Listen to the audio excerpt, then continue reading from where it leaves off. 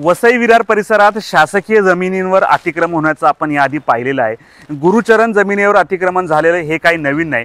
आता चक्क शेतमजूर आणि स्वातंत्र्य सैनिकांसाठी राखीव असलेल्या जमिनीवर अतिक्रमण झालेलं आहे आणि ती जागा देखील डंपिंग ग्राउंडची देखील गिळंकृत केलेली आहे। मी सध्या उभा आहे वसई विरार शहर महानगरपालिकेचा आपला रोजचा कचरा ज्या ठिकाणी डंप होतो अशा गोखीविरा डंपिंग ग्राउंडच्या बाजूला, आणि ह्या डंपिंग ग्राउंडची जागा जी आहे या जागेचा काही भाग व्यापलेला आहे आणि या जागेत अशा प्रकारच्या चाळीचं बांधकाम सुरू आहे। या मागे ज्या बघतात ह्या चाळी बनून तयार झालेल्या आहेत, त्या लोकांना विकल्या देखील आहेत आणि हे खाली जर तुम्ही पाहिलं तर हे चौथरे आहेत आणि चौथरे बनवण्याचं काम चालू आहे। एका लाईनमध्ये जवळपास 8 चाळी येणार आहेत आणि अशा जवळपास 40 ते 50 चाळी इथे खुल्याम उभ्या राहणार आहेत। तर दुसरीकडे तुम्ही पाहिलं तर ज्या ठिकाणी शेवटची जी चाळ आहे त्यामध्ये एक झाड देखील आहे। हे झाड आज तुम्हाला दिसतंय, कदाचित येत्या 8 ते 10 दिवसात हे झाड तुम्हाला दिसणार नाही आणि अशा प्रकारे पर्यावरणाची हानी होते। याचा आम्ही काही हवेत दावा करतो असं नाही, याचा पुरावा आमच्याकडे आहे। हे आहे ॲग्रीमेंट, हे म्हणजे हे नोटरी केलेलं ॲग्रीमेंट आहे। कायद्यानुसार हे अलाउड नसतं, परंतु या नोटरी ॲग्रीमेंटमध्ये हा संतोष कुमार सत्यनारायण शर्मा याने लिहून दिलेला आहे आणि हे प्रत्येक ॲग्रीमेंटमध्ये जी आहे की 7/12 लावला जातो। या ॲग्रीमेंटमध्ये देखील एक 7/12 लावलेला आहे आणि त्या 7/12मध्ये चक्क लिहिलेलं आहे, सक्षम अधिकाऱ्याच्या पूर्व परवानगीशिवाय हस्तांतरास बंदी, भूमिहीन शेतमजूर आणि स्वातंत्र्य सैनिक यांना वाटप जमीन।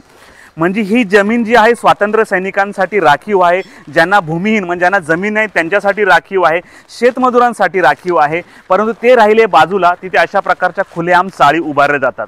एवढंच काय तर वसई तालुक्यात पाण्याची मोठ्या प्रमाणावर बोंब आहे आणि इकडे जवळपास 2 ते 3 बोरिंग या लोकांनी खोदलेले आहेत। म्हणजे जमिनीतून भूगर्भातून पाणी काढलं जातं, हे पाणी इकडच्या चाळीवाल्यांना दिलं जातं, पाणी विकलं जातं आणि त्याच पाण्याच्या जोरावर जे आहे की ह्या चाळी इथे उभ्या राहतात। परंतु कुठल्याही प्रकारची बोरिंग खोदताना किंवा विहीर खोदताना वसई तहसीलदार कार्यालयाची परवानगी लागते, परंतु यांनी कुठल्याच प्रकारची परवानगी नाही आणि इथून म्हणजे डंपिंग ग्राउंड अगदी हाकेच्या अंतरावर आहे। याच्या आधी देखील इथे कारवाई झाली होती, 2 ते 3 वेळा महानगरपालिकेने थातूरमातूर कारवाई केली, परंतु पुन्हा एरे माझ्या मागल्या। आज तारीख समजा आजचा हा मंगळवार आहे, आज पुढच्या मंगळवारी जर इथे आम्ही आलो तर कदाचित इथे कारवाई झालेलं दिसेल आणि ते देखील आम्ही तुम्हाला पुन्हा दाखवूच।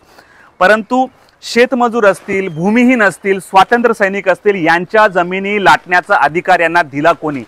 हे कुठले भूमाफिया येतात कुठून? यांच्यावर कोणाचा वचक नाही, ना प्रशासनाचा ना पोलिसांचा। परंतु अशा प्रकारे जर स्वातंत्र्य सैनिकांच्या जमिनी तुमच्या आमच्या डोळ्यादेखत जर गिळंकृत होत असतील तर याला जबाबदार कोण? यांच्यावर कारवाई का होत नाही? एकीकडे अनधिकृत बांधकाम करायचा हा तर गुन्हा आहेच, दुसरा गुन्हा जो आहे की त्यांनी शासनाची परवानगी न घेता जमिनीतून पाणी काढलं जातं, आणि तिसरा गुन्हा जो आहे की अशा प्रकारे भूमिहीन स्वातंत्र्य सैनिकांची जमीन लाटली जाते। माझे आयुक्त महोदयांना विनंती आहे की आयुक्त साहेब तुम्ही स्वतः लक्ष घाला। स्वातंत्र्य सैनिकांनी देशासाठी आपलं रक्त सांडलं, देशासाठी त्यांनी जीवाची पर्वा न करता आपले बलिदान दिलेलं आहे आणि त्यांच्यासाठी राखीव असलेल्या जमिनीवर जर अशा चाळी बनत असतील तर वसई विरारचं पुढे भविष्य काय, वसई विरारचं पुढे काय होणार हे आता काय वेगळा विचार करायला लावायला नको। आमची वसई विरारकरांना देखील विनंती आहे, ही स्वातंत्र्य सैनिकांची जमीन वाचवण्यासाठी तुम्ही पुढे या। ही आमची बातमी जर अनेक कोण राजकीय पक्ष बघत असेल, मग सर्वच राजकीय पक्ष असेल वसई, तुम्ही पुढे या आणि स्वातंत्र्य सैनिकांची ही जमीन तुम्ही आम्ही मिळून वाचूया। नमस्कार, माझं नाव अक्षय अरुणकिणी, मी तालुकाध्यक्ष आहे युवा सेनेचा।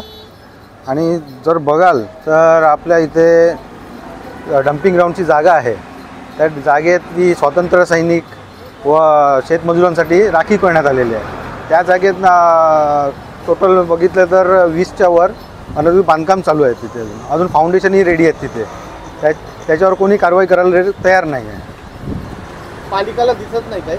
पालिकेला वारंवार तक्रारी करून काही आम्हाला त्याचा रिझल्ट मिळाला नाही अजून। जय महाराष्ट्र, माझं नाव अक्षर राणे, विभाग अधिकारी युवा सेना भोयदापाडा।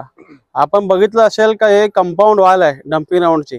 जेव्हा डंपिंग ग्राउंड अलॉट झालं होतं त्या टायमाला डंपिंग ग्राउंडचं पूर्ण कंपाऊंड मारलं होतं इथपर्यंत, तुम्ही बघू शकता हे वॉल तुम्हाला दिसत असेल पूर्ण। या वॉलच्या आतमध्ये काम चालू आहे, नगरपालिकेचं याचे लक्ष नाहीये।